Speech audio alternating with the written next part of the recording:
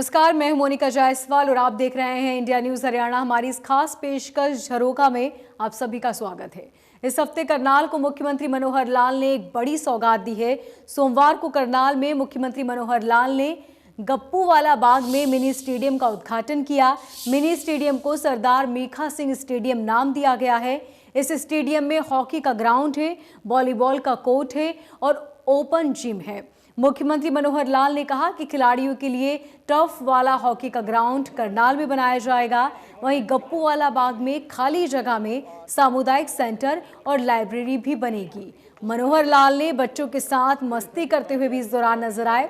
बच्चों से भारत माता की जय और देश की रक्षा कौन करेगा के नारे भी लगवाए।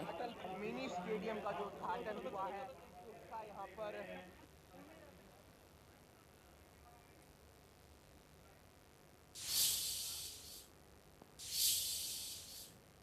तो वहीं करनाल को मुख्यमंत्री मनोहर लाल ने करोड़ों की सौगात दी। कैथल और इंद्री रोड परियोजना का मुख्यमंत्री मनोहर लाल ने उद्घाटन किया। करीब 225 करोड़ की लागत से ये 4 लेन सड़क तैयार हो गई है। दोनों सड़कों की 4 लेन होने से यात्रियों को आने जाने में अब काफी आसानी होगी। जिन 3 परियोजनाओं का उद्घाटन हुआ है, 2 ये मार्ग हैं, सड़कें हैं और एक कल्पना चावला मेडिकल कॉलेज में ऑक्सीजन का जो यंत्र ये लगाया गया है, सबको मिला करके 225 करोड़ रुपए के उद्घाटन ये आज किए जा रहे हैं। तो अर्थात इस एक दिन के 1.5 दिन के दौरे में 500 करोड़ रुपए से ऊपर की ये परियोजनाएं जनता को समर्पित, करनाल की जनता को समर्पित है। ये जो 2 राजमार्ग बने हैं, इससे कैथल और यमुनानगर दोनों तरफ के ये रास्ते बनने से एक सुगम हमारी यात्रा हो जाएगी और भीड़ भाड़ से बचेंगे। जो एक्सीडेंट्स की भी संभावना रहती है वो भी कम रहेगी। तो ऐसे 2 मार्ग आज ये यानी एक प्रकार से इनका उद्घाटन हुआ है। इससे पहले भी 2 मार्ग करनाल से असंध और करनाल से मोनक, ये भी 10-10 किलोमीटर तक जो 4 लेन बनाने की बात थी वो पहले से उसका उद्घाटन किया जा चुका है। करनाल से 7 मार्ग निकलते हैं बाहर और हमने घोषणा की थी कि 7 मार्ग या तो पूरे का पूरा मार्ग 4 लेन, नहीं तो कम से कम 10 किलोमीटर तक तो जरूर 4 लेन होगा ही। अब 2 आज हो गए, 2 पहले, 4 बाकी जो 3 बचे हैं ये बहुत जल्दी पूरे होने वाले हैं। जो काछवा रोड है लगभग 15 दिन में मैं समझता हूँ ये तैयार हो जाएगा 11 किलोमीटर तक। इसी प्रकार करनाल से कुंजपुरा, उसका काम भी तेजी से चल रहा है, 2 महीने में वो भी पूरा हो जाएगा। और जो 7वां बचेगा करनाल मेरठ, इस पर भी काम चल रहा है क्योंकि जो पुल बन रहा है नहर का उसके ऊपर थोड़ा समय लगने वाला है। उसका काम सारा लगभग 5-6 महीने में पूरा होगा। ये सब 7 रास्ते करनाल के जो अंदर आने के या बाहर जाने के सभी रास्ते 4 लेन हो जाएंगे और एक 4 लेन होने के बाद एक अच्छा, जिसको यानी करनाल की कनेक्टिविटी सब तरफ से ये बहुत अच्छी बढ़ेगी। तो वहीं सोमवार को ही मुख्यमंत्री मनोहर लाल ने करनाल में आधुनिक शुगर मिल का उद्घाटन किया। मुख्यमंत्री मनोहर लाल खट्टर ने कहा कि मिल के नवीनीकरण के इस इलाके से किसानों को काफी फायदा होगा। उन्होंने कहा कि नई मिल से 50 लाख क्विंटल गन्ना किसान अब यहां डाल सकेंगे। इलाके में जो गन्ना उत्पादन है, पहले 50 लाख जो क्विंटल है वो साल का गन्ना उत्पादन होता था, लेकिन इसकी जो क्रशिंग कैपेसिटी थी हमारी मिल की 35 लाख क्विंटल साल का यही ले पाती थी। शेष जो गन्ना इनको जो आसपास की शुगर मिलें थी वहाँ लेकर के जाना पड़ता था, लेकिन अब इसकी कैपेसिटी 2200 जो हमारा टीसीडी से बढ़ाकर, नहीं 3500 से 2200 से बढ़ाकर 3500 टीसीडी कर दिया गया है, जिसकी capacity 50 lakh ton, 50 lakh quintal ये गन्ना किसान जो है यहाँ डाल सकेंगे। आवश्यकता पड़ने पर इस वर्ष तो हमने पुरानी मिल को भी रखा है, अगर कहीं कोई और गन्ने की यानी आवश्यकता हुई क्रशिंग की तो इस दूसरी मिल को भी इमरजेंसी में चलाया जा सकता है। लेकिन अब मुझे नहीं लगता कि कोई गन्ना किसी को बाहर की मिल में ले जाना पड़ेगा। किसानों को बहुत बड़ी सुविधा हो गई है और आज जो है इस मिल को किसानों को समर्पित है। मिलों की इनकम बढ़ाने के लिए हमारे पास 2 ही तरीके हैं, या तो एथेनॉल प्लांट लगाया जाए या एनर्जी जो प्रोड्यूसिंग ऐसे प्लांट वहाँ लगाया जाए, कोजन के जो प्लांट हैं, ताकि वहाँ पावर की प्रोडक्शन होने के बाद उस मिल का भी काम चलता है और जितनी ऑफ सीजन में पावर होती है वो सरकार को बेची भी जा सकती है। तो इन दोनों विधियों से मिलों की आय बढ़ेगी, जो मिलों का घाटा है वो समाप्त होगा और उसमें से किसान। वहीं सीएम ने कहा कि नारनौल में हुई घटना के दोषियों के खिलाफ भी कार्रवाई की जाएगी। बताएं कि पूरे मामला में दर्ज हो चुकी है एफआईआर। इनके किसान नेताओं ने वादा किया था कि हिंसक काम नहीं करेंगे, लेकिन ये जो गुंडे काम करते हैं ये किसी भी आंदोलनकारी के लिए उचित नहीं है। लोगों का आंदोलन है और कुछ लोग अपनी जिद के कारण से ये सब कर रहे हैं। वो साल हो, 11 महीने हो, 12 महीने हो, उनको जो रणनीति बनानी वो बनाएंगे, हमारे कहने पर तो है नहीं। वो अपने मन से चलते हैं और जिद करके चलते हैं। अगर वो जिद को छोड़ दें तो उनकी ये समस्या भी हल होने में देर नहीं लगेगी। केंद्र सरकार ने उनको कई बार निमंत्रण दिया है, आज भी अगर वो जिद को छोड़ते हैं तो निश्चित रूप से आगे बढ़ेंगे। लेकिन अब कोई ऐसा विषय नहीं है जिसके कारण से और मानो उनको खुली छूट मिल जाएगी कि जो मर्जी करें। लॉ एंड ऑर्डर की स्थिति को मेंटेन रखने के लिए हम लोग हमेशा सरकार के जो हमारे कदम हैं, पग हैं, जनता को तकलीफ नहीं होनी चाहिए। किसानों के नेताओं की ओर से एक पहले वायदा किया गया था कि हम किसी प्रकार की कोई हिंसात्मक गतिविधि नहीं करेंगे, शांतिपूर्वक आंदोलन चलाएंगे। लेकिन जगह जगह पर जिस प्रकार के ये भोंडे काम करते हैं ये उचित नहीं है किसी भी आंदोलनकारी के लिए। लेकिन सरकार कहीं भी कोई कानून को तोड़ने की बात करेगा उसके खिलाफ कार्रवाई करेगी। वहीं सीएम मनोहर लाल ने सोमवार को पंचकुला में बीजेपी ओबीसी मोर्चा की प्रदेश कार्य समिति की बैठक हुई। इस बैठक की अध्यक्षता सीएम ने की। इस मौके पर उन्होंने कहा कि गरीब परिवारों की आय बढ़ाने और उन्हें आर्थिक रूप से सशक्त बनाने के लिए प्रदेश में अंत्योदय ग्रामोदय मेले लगाए जाएंगे। इन मेलों में ऐसे परिवार को स्वरोजगार से जोड़ा जाएगा। उन्होंने कहा कि परिवार पहचान पत्र योजना के जरिए डाटा एकत्रित कर वेरिफिकेशन का कार्य भी किया जा रहा है। इसके लिए 6 विभागों की 40 योजनाओं के जरिए से स्वरोजगार स्थापित करने का कार्य अंतिम चरण में है। उन्होंने कहा कि ओबीसी मोर्चा के सभी पदाधिकारी अपने स्तर पर अपने आसपास के 10-10 गरीब परिवारों की सूची बनाकर सरकार को भेजें ताकि गरीब परिवारों की आय बढ़ाने का लक्ष्य हासिल किया जा सके।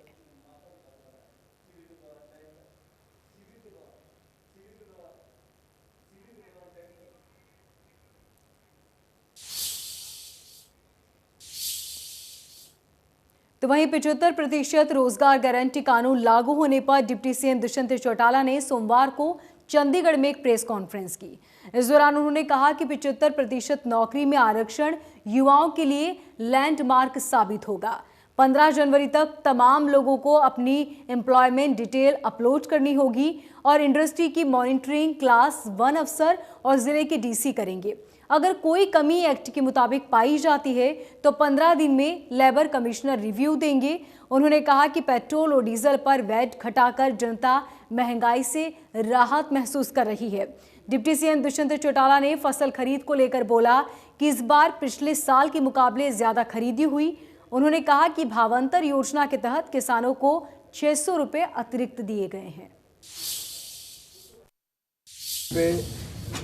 दो ऐतिहासिक कदम लिए गए, जहाँ एक और पर 75% एम्प्लॉयमेंट ऑफ लोकल कैंडिडेट्स प्रदेश में भाई दूज के दिन लागू हुआ, वहीं दूसरी ओर पर हरियाणा प्रदेश में पेट्रोल और डीजल की कीमतों में 12 रुपए की कटौती करी। आज जहाँ एक और पर युवा को रोजगार देना हमारी सरकार का प्रथम लक्ष्य है, वहीं इस महंगाई के अंदर 12 रुपए की पेट्रोल और डीजल पर कटौती एक बहुत बड़ी निजात दिवाली के पावन पर्व पर आई। तमाम लोगों को अब हरियाणा उद्यम मेमोरेंडम जो हमारा हम पोर्टल है उसके ऊपर 15 जनवरी तक अपनी तमाम एम्प्लॉयमेंट की डिटेल्स को अपडेट करना पड़ेगा। जब हमने हम पोर्टल बनाया था उस दिन से लेकर आज तक 16,000 के आसपास कंपनीज ने अपना डिटेल हम पोर्टल पर अपलोड करी है। इंडस्ट्री का भी हमारा सर्वे 4 बड़े शहरों के अंदर चल रहा है, इसको भी हम धीरे धीरे पूरे प्रदेश में लागू करने का काम करेंगे। और साथ में अब एक ट्रस्ट के साथ, इंडस्ट्री के साथ कोलैबोरेट कर HUM पे रजिस्ट्रेशन साथ की साथ करंट एम्प्लॉयमेंट की और इन फ्यूचर जो नए अवसर आएंगे उसकी भी हम अपलोड करवाने का काम करेंगे। स्टार्टअप है जो हमारे प्रदेश में लगेगा, उसके लिए 2 साल की एग्जेम्पशन इस एक्ट में हम देने का काम करेंगे कि वो अपने आप को एस्टेब्लिश कर पाए। कोई भी IT कंपनी नई लगेगी उसको भी एग्जेम्पशन का लाभ मिलेगा। उसके साथ हमारे जो सीमा 50,000 की थी, निरंतर इंडस्ट्री से भी और गवर्नमेंट के भी जो टेक्निकल जॉब थे उसको देखते हुए, उसके पे ग्रेड को देखते हुए ये निर्णय लिया गया कि इस एक्ट की इन्फोर्समेंट के साथ साथ उस 50,000 की सैलरी सीमा को घटाकर 30,000 रुपये किया जाएगा। एक्ट के अंदर जो भी इंडस्ट्री आएगी उसकी मॉनिटरिंग क्लास 1 अफसर से ऊपर का और डिस्ट्रिक्ट लेवल पर डिप्टी कमिश्नर इसकी अथॉरिटी होगी। और अगर डिप्टी कमिश्नर के ऑर्डर के विरुद्ध किसी ने भी अपील करनी है तो स्टेट लेवल पर लेबल कमिश्नर इसकी रिव्यूइंग अथॉरिटी होगी। एक्ट में क्लैरिफाई किया गया है कि कोई भी ऐसी अपील है, कोई भी किसी इंडस्ट्री को ऐसा लगता है कि ऑर्डर एडवर्स है, तो 15 दिन के अंदर अंदर रिव्यूइंग अथॉरिटी को अपना फैसला इस एक्ट के अंदर देना पड़ेगा। कई लोगों के लिए ये सवाल भी था जिसको हमने कई बार पहले भी क्लैरिफाई किया है कि लोकल एम्प्लॉय किसको कहा जाएगा। पिछले महीनों में सरकार द्वारा निर्णय लिया गया है कि प्रदेश में जो भी व्यक्ति 5 साल से ज़्यादा से रह रहा है उसका हरियाणा प्रदेश का डोमिसाइल बनेगा और वो तमाम लोग इसके अंदर कवर होंगे, जिससे जो लोग हमारे यहाँ पर आए हैं, रह रहे हैं, उनको भी 5 साल के बाद बराबर हिस्सेदारी। वहीं मंगलवार को सीएम मनोहर लाल ने वेबिनार के जरिए सेवानिवृत्त सैनिकों और पेंशन धारकों को संबोधित किया। इस दौरान सीएम मनोहर लाल ने कहा कि सरकार का मकसद गरीब परिवार का उत्थान करना है। उन्होंने कहा कि परिवार पहचान पत्र के जरिए सभी परिवारों का डाटा इकट्ठा कर रहे हैं। मुख्यमंत्री अंत्योदय योजना के तहत सरकार गरीब परिवारों का चयन कर रही है ताकि इन परिवारों को सरकारी योजना का लाभ देकर इन्हें आर्थिक रूप से मजबूत किया जा सके। उन्होंने कहा कि हरहित योजना के तहत प्रदेश भर के हरहित स्टोर्स खोले जा रहे हैं जिनमें 5,000 गरीब परिवारों को लाभान्वित किया जाएगा। 3 करोड़ जनता, लगभग 70 लाख परिवार, एक परिवार की चिंता हमको करनी है। अभी तक जो क्रम चल रहा है, जो परंपरा चल रही है, सरकारी योजनाएं बनती है, चाहे केंद्र सरकार की चाहे प्रदेश सरकार की, हम उन योजनाओं को जनता के सामने परोस देते हैं, उसका विज्ञापन करते हैं समाचार पत्रों में, टेलीविजन में, अपने भाषणों में, और फिर जनता को आह्वान करते हैं कि जिसको योजना का लाभ लेना है वो आकर के ले सकता है। वो फॉर्म भरता है, अप्लाई करता है और फिर उसके बाद बहुत सी परेशानियां उसको उस सेवा को लेने में भी आती है। हम इस क्रम को थोड़ा बदलना चाहते हैं कि आखिर जो योजनाएं हैं, उन योजनाओं के जो पात्र व्यक्ति हैं, जो पहले उस क्रम में आ नहीं पाते हैं उसका लाभ लेने के लिए, क्योंकि अज्ञानता है, अनपढ़ता है, और बहुत से लोग तो ऐसे लोग रहते हैं कि अपनी उस अवस्था के कारण से अपनी योजनाओं को मांगने तक भी उनके लिए संभव होता नहीं है।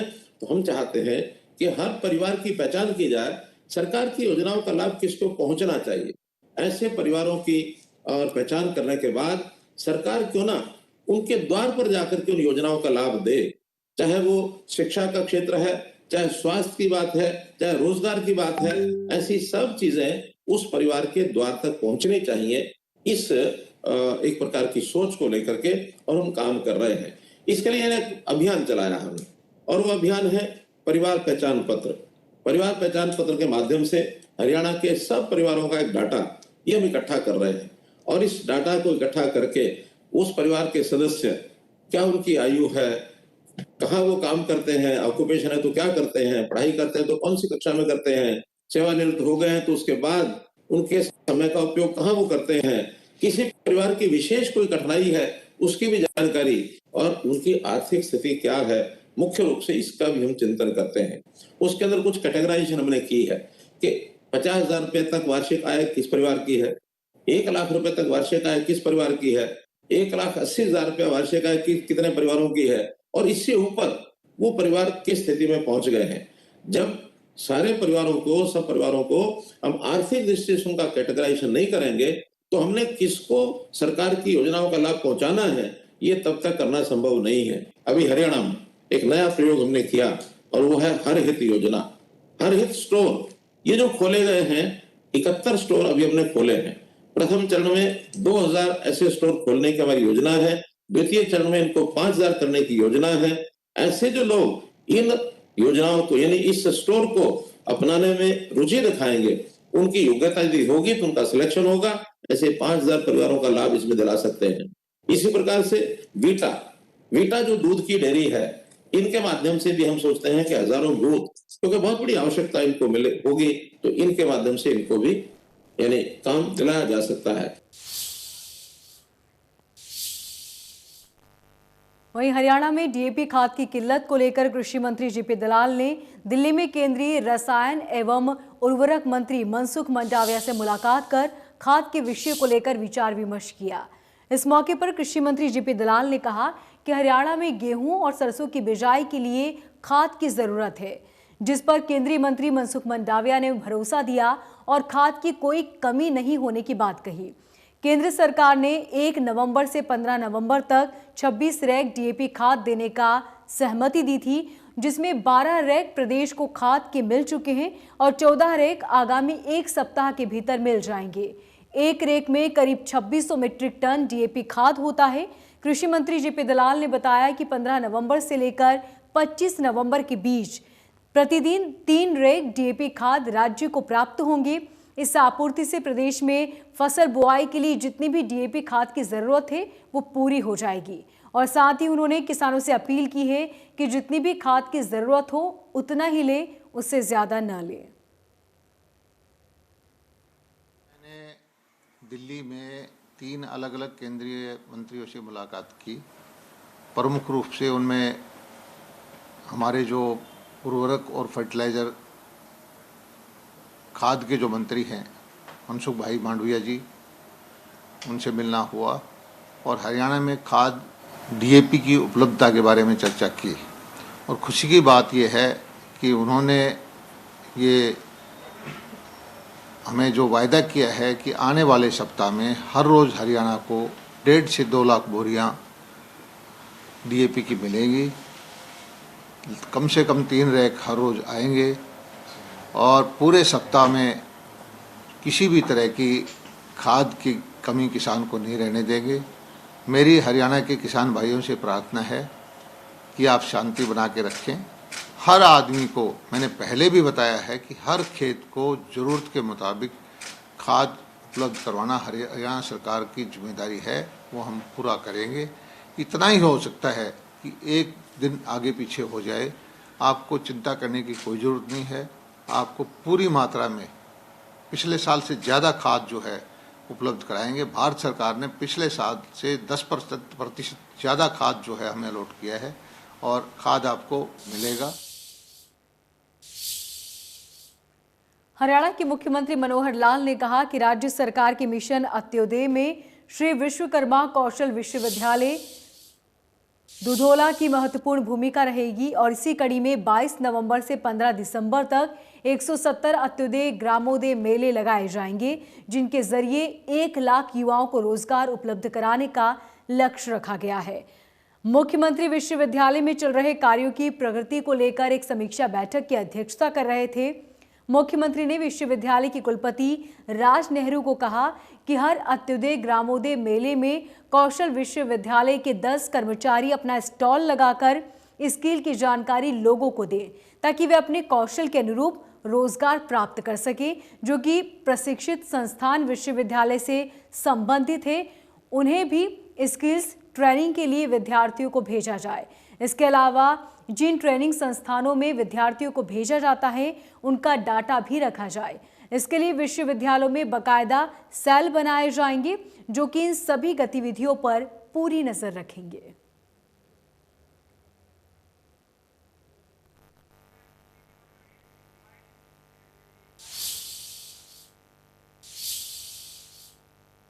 तो वहीं मुख्यमंत्री ने कोरोना की तीसरी लहर की आशंका के बीच प्रदेश के सभी उपायुक्तों से सीधा संवाद किया। प्रदेश में चल रहे टीकाकरण अभियान, डीएपी खाद की उपलब्धता, खेतों में भरे हुए पानी की निकासी, शुगर मिलों में पेराई शुरू करने और परिवार पहचान पत्र और मुख्यमंत्री अंत्योदय परिवार उत्थान योजना की समीक्षा की। सीएम ने इस दौरान कहा कि प्रदेश की सभी नागरिकों के टीकाकरण का कार्य युद्ध स्तर पर चला रहा है, ताकि कोरोना की तीसरी लहर की संभावना को रोका जा सके। मुख्यमंत्री ने हर घर दस्तक अभियान के तहत सभी नागरिकों का पूर्ण रूप से टीकाकरण करने के निर्देश दिए हुए हैं, ताकि प्रदेश में 31 दिसंबर तक सभी को वैक्सीनेशन की पहली डोज हर हाल में लग जाए। इसके लिए अतिरिक्त टीमों का गठन करने और अन्य आवश्यक संसाधनों की पूर्ति सुनिश्चित करने के आदेश दिए गए हैं। उन्होंने कहा कि इस अभियान में संपूर्ण पोर्टल पर स्वैच्छिक कार्यकर्ताओं के साथ एनजीओ, धर्मगुरुओं की सलाह और सहायता भी ली जा रही है।